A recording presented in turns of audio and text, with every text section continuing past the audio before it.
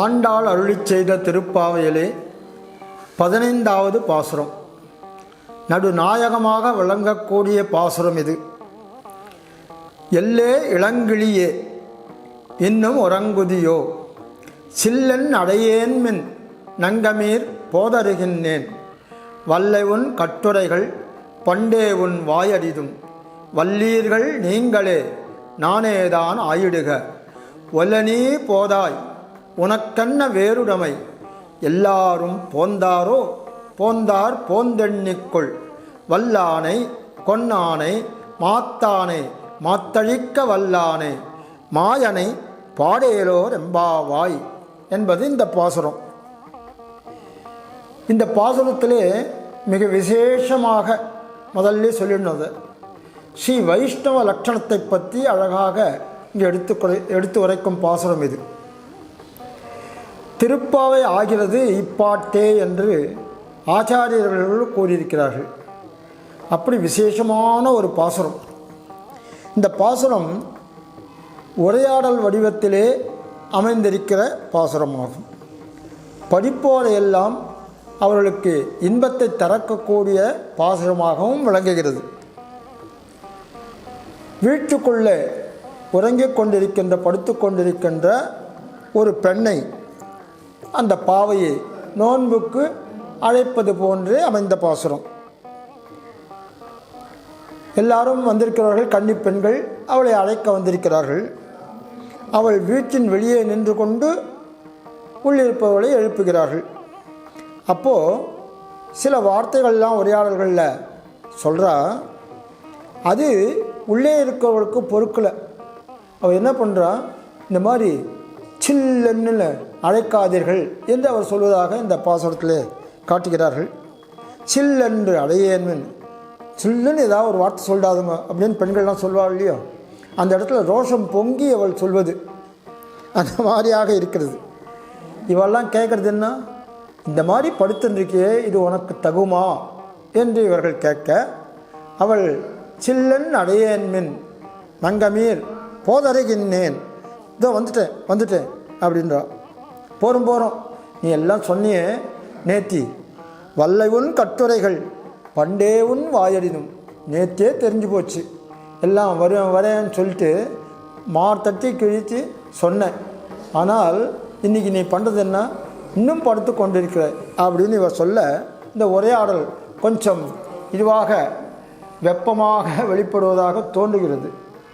கடைசியிலே உள்ளிருந்த பெண்ணானவள் சரி குற்றத்தை நாமே ஏற்றுக்கொள்வோம் என்று, சரி நானே தான் ஆயிடுக அப்படின்னு இந்த பாசுரத்தில் வருது. நானே தான் ஆயிடுக அப்படின்ற வழியாக, வல்லீர்கள் நீங்களே நானே தான் ஆயிடுக அப்படின்னு சொல்கிற மாதிரி அவள் தன் குற்றத்தை ஒத்துக்கொண்டவளாக காட்டுகிறார், ஆண்டாள் காட்டுகிறாள் இந்த பாசுரத்தில். இதில் என்ன விசேஷம்னா, இந்த பண்பு தான் மிகச்சிறந்த பண்பு. இந்த உலகத்திலே 3 விதமான நபர்கள் இருக்கிறதாக சொல்கிறார். என்னன்னு சொன்னால்,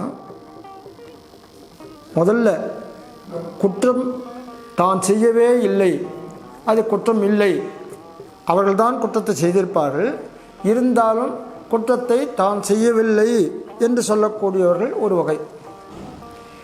2வது வகையாளர்கள் குற்றத்தை செய்திருக்கிறார்கள், கொஞ்சம் காலம் கழித்து முதல்ல செய்யலைன்னு சொல்லிட்டு அடுத்ததாக கடைசியில் நான் தான் செய்தேன் சரி என்று ஒத்துக்கொள்பவர்கள். 3வது இருக்கிறார்கள் விசேஷமான நபர்கள். அவர்கள் என்ன பண்ணுவார்கள்னா, குற்றத்தை தான் செய்யாதிருக்கும் போதேயும் தன்மேலே யாராவது குற்றம் சாட்டினால் அவர்கள் சொல்லிட்டு போகிறா, சரி நம்ம தான் ஒத்துக்குமேனு கீழ்ப்படிதல் குணம், ஒரு தாழ்மையான ஒரு வேண்டுகோளை ஏற்கும் குணம், அதை படைத்தவர்கள் இந்த 3வது வகையினர். அந்த வகையைச் சேர்ந்தவள் இந்த பெண். நானே தான் ஆயிடுக, இந்த பேரில் பெரிய குற்றம் ஒன்றும் இல்லை, அவன் நேற்று சொல்லிட்டு போனியே அப்படின்னு முதல்ல இவளுக்கு ரோஷம் வருது, வாஸ்தமாக வருகிறது.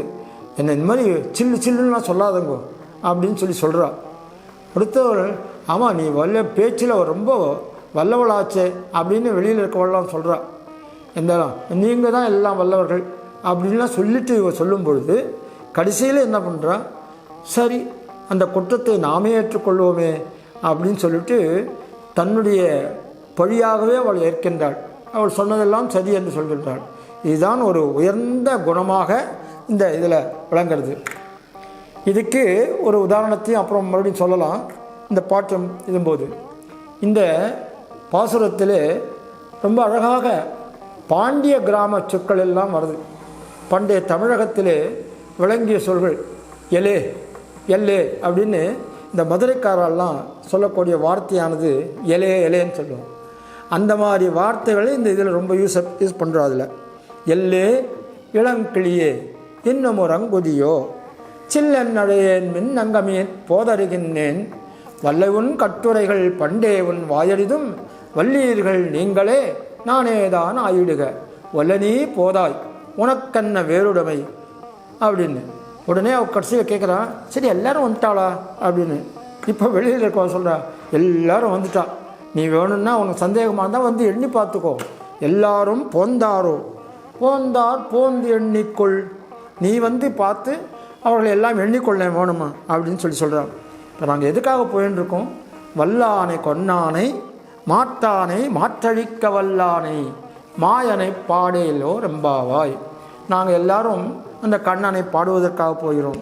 அந்த கண்ணன் எத்தனையோ சொல்லிட்டா, கள்ளச்சகடம் அதை சொல்லியாச்சு, பகாசுரன் கொக்கு இது பண்ணது, பூதனை வந்தது, அதெல்லாம் சொன்னான். இந்த இடத்துல குவலையா பீடம் என்ற ஒரு யானையை அழித்தவன் கண்ணன் அப்படின்றதாக காட்டுறார். வல்லானை கொன்னானை, ஒரு யானையை காத்தான், ஒரு யானையை அழித்தான். இந்த கோலையாபீடம் என்ற யானையை அழித்தான், ஒரு யானையை காத்தான். ஆதி மூலமே என்று கூட்ட கஜேந்திரன் என்ற யானையை காப்பாற்றினான்னு பார்க்குறோம் இல்லையோ. பகவான் எப்படிப்பட்டவன் கண்ணன் அப்படின்னு சொல்கிறார் நம்மாழ்வார் காட்டுறார் தன்னுடைய பாசுரத்தில் திருவாய்மொழியிலே.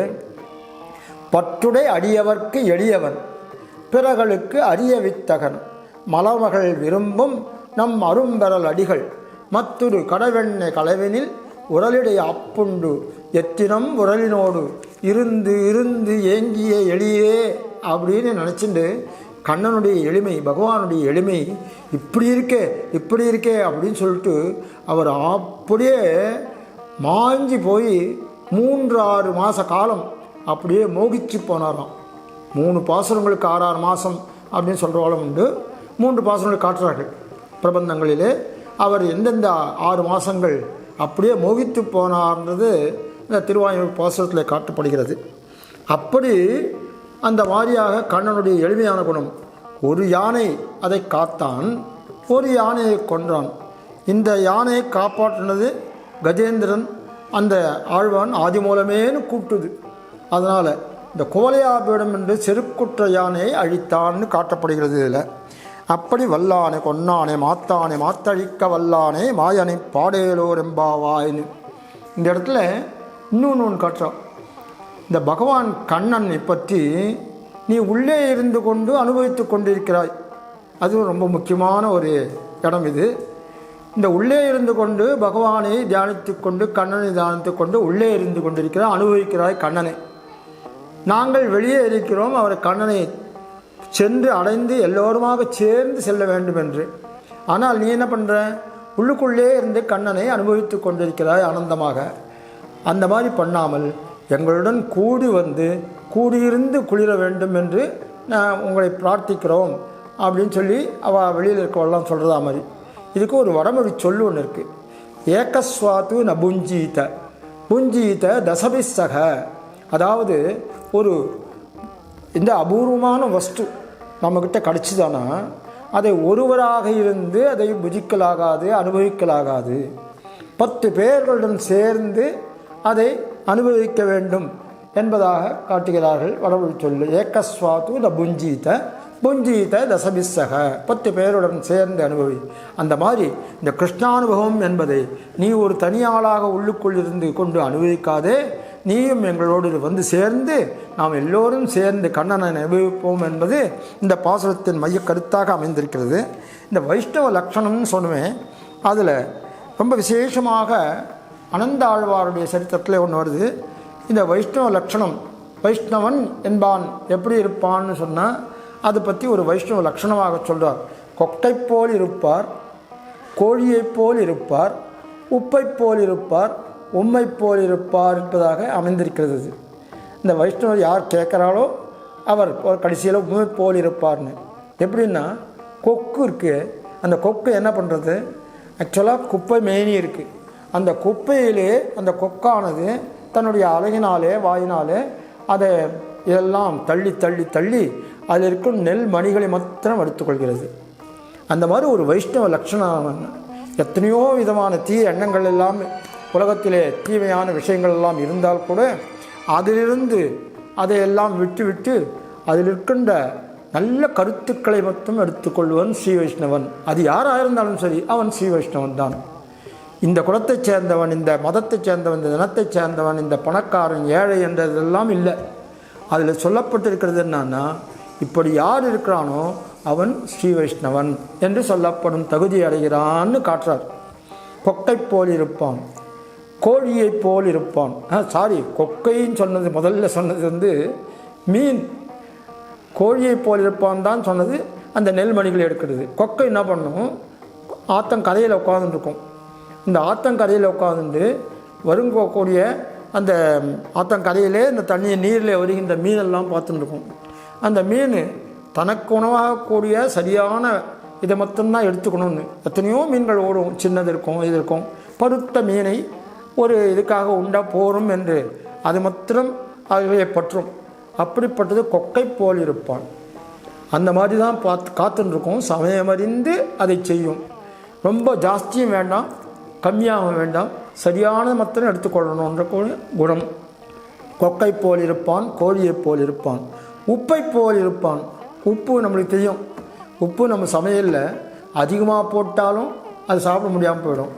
உப்பில்லா பண்டம் குப்பையிலேன்னு உப்பு இல்லைன்னாலும் அந்த அதுவும் தவிர்க்க வேண்டிய ஒன்று. உப்பில்லா பண்டம் குப்பையிலேன்னு சொல்கிற மாதிரி. அதனால் உப்பை போல் இருப்பான், உம்மை போல் இருப்பான் என்று சொல்லி இந்த ஸ்ரீ வைஷ்ணவரும் இந்த ஸ்ரீ வைஷ்ணவ லட்சணங்கள் எல்லாம் நிரம்ப பெறுவர் என்று இதில் காட்டப்படுகிறது. இந்த பாசுரத்திலே துயிலெழுப்பப்படும் ஆழ்வார் திருமங்கை ஆழ்வார். அந்த பெண்ணானவள், எழுப்பப்படுகிற பெண்ணானவள் திருமங்கை ஆழ்வாரின் குணாதிசயங்களை பெற்றவளாக கருதப்படுகிறாள் என்பது இதனுடைய கருத்து. திருமங்கை ஆழ்வார் ஆழ்வார்களிலே கடைக்குட்டி ஆழ்வாராக, 10வது ஆழ்வாராக விளங்கக்கூடியவர். திருவாலி தினகரி அதற்கு அருகிலே இருக்கின்ற திருக்குறையூரில் அவதாரம் பண்ணவர். கடைக்குட்டி ஆழ்வார் என்று இவரை சொல்வார்கள். இந்த ஆழ்வார் பகவான் வயலாளி மணவாளன் அவரிடமிருந்து ஓம் நமோ நாராயணா என்ற திருமந்திரத்தை தன் வலச்செவியிலே அவர் கேட்டவர், அருளி செய்தவர் வயலாளி மணவாளன். அந்த பகவான் நான் கண்டுகொண்டேன் நாராயணா என்னும் நாமம், அதை கண்டுகொண்டு எல்லோருக்கும் உபதேசித்தார். குமுதவல்லி என்ற ஒரு பெண்ணை மணந்து அவள் காட்டிய வழியிலே இந்த ஸ்ரீ வைஷ்ணவ லட்சணத்திலே ஊறி தழைத்தவராக விளங்கியவர். பெரிய திருமொழி என்றும் மற்ற 5 பாசுரங்களையும் சேர்த்து திருக்குறுந்தாண்டகம், திருநெடுந்தாண்டகம், இந்த மாதிரி பாசுரங்கள்லாம் திவ்ய பிரபந்தங்கள் எல்லாம் பாடி 6 பிரபந்தங்களை வேதத்திற்கு அங்கமாக 4 பிரபந்தங்கள் நம்மாழ்வாருடையதுன்னு சொன்னால் அதற்கு அங்கமாக 6 அங்கமாக வழங்கக்கூடியதான இவருடைய திவ்ய பிரபந்தங்கள். அப்படிப்பட்ட திருமங்கையாழ்வார் நம்முடைய வைஷ்ணவத்திற்கு மிகவும் புதைவாக இருந்தக்கூடிய ஆழ்வாராக, புகழ் பரவச் செய்யக்கூடிய ஆழ்வாராக விளங்கியவர். அவர் சொல்லிக்கொண்டு போனோம்னா எவ்வளோ சொல்லிக்கொண்டு போகலாம். நேரம் கருதி இத்துடன் நிறைவு செய்கிறேன். இன்றைய பாசுரம் இத்துடன் நிறைவு செய்யும்.